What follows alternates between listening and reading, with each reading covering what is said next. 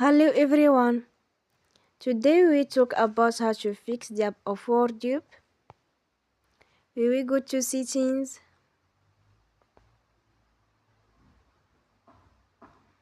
then we click on apps. After that we search the app WordUp and we click. Then you will on for stop. After that we go to storage.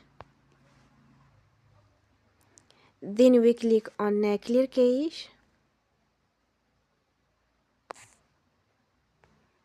In the end, you will turn off your Wi-Fi and you will turn again. Don't forget to support us by like and subscribe. See you next time and thank you for watching.